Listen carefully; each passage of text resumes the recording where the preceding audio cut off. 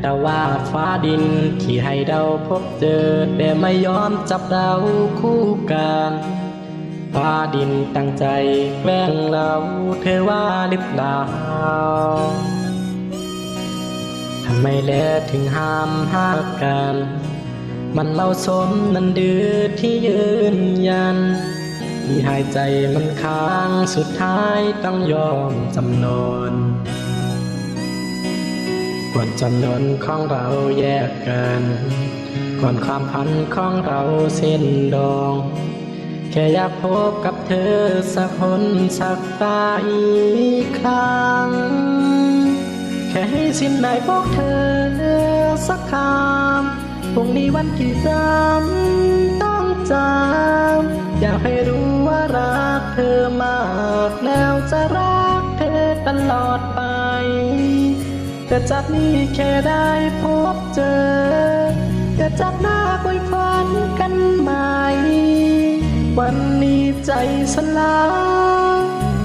ยอมจำนนให้ฟ้าดินแยกเข้าใกล้กัน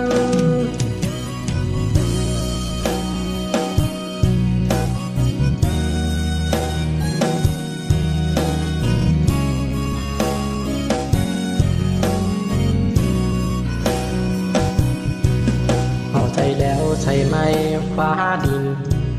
ที่ได้เห็นว่าคนต้อยต่ำมันต้องเจ็บต้องช้ำต้องน้ำตาโดโลกใบนี้มีคนมากมาย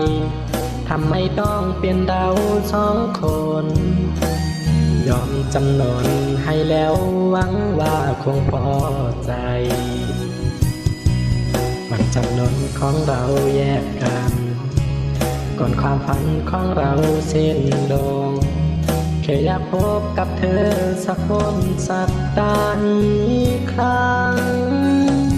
แค่ให้สิ้นได้บอกเธอสักคำคงมีวันที่ต้องจำอยากให้รู้ว่ารักเธอมา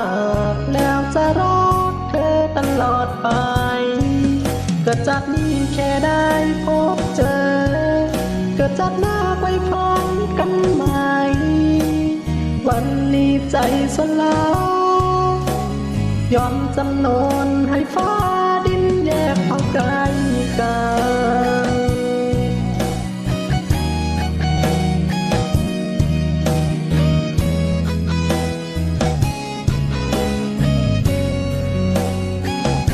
แค่ให้สิ้นได้บอกเธอสักคำพรุ่งนี้วันที่ต้องจำอยากให้รู้ว่ารักเธอมากแล้วจะรักเธอตลอดไปก็จากนี้แค่ได้พบเจอก็จับหน้าคอยทนกันใหม่วันนี้ใจสลายยอมจำนนให้ฟ้าดินแยกเข้าใกล้กันยอมจำนนให้ฟ้าดินแยกเข้าใกล้กัน